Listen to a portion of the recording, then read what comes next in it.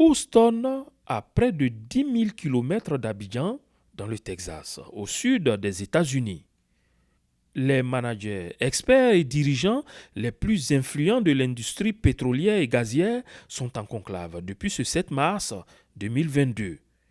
Ils explorent la formule d'une exploitation pétrolière à forte réduction de gaz à effet de serre. La Côte d'Ivoire est présente à ce rendez-vous mondial. La question donc qui est au centre aujourd'hui, c'est la réduction des émissions de méthane.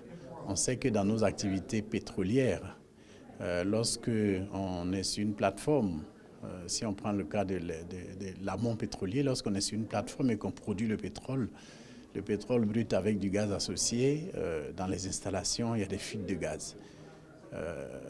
Donc ces fuites de gaz constituent des émissions de carbone qui évidemment viennent polluer la nature et viennent mettre du gaz à effet de serre dans l'environnement.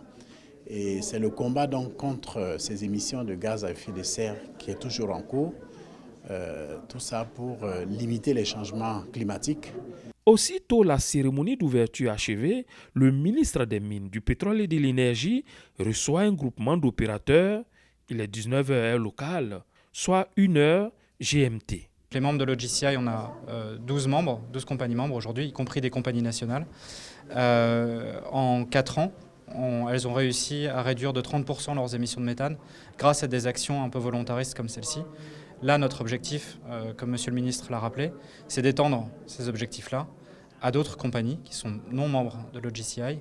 La solution, donc, c'est faire en sorte que toutes les grandes sociétés pétrolières qui opèrent dans le domaine signent un engagement par lequel donc toutes ces sociétés s'engagent à réduire considérablement, sinon annuler, ces émissions de méthane qui viennent aggraver la situation de carbone sur la planète. La conférence mondiale sur l'énergie, appelée CERAWeek, est à sa 40e édition après celle annulée de 2020 pour cause du coronavirus et celle de 2021, tenue par visioconférence.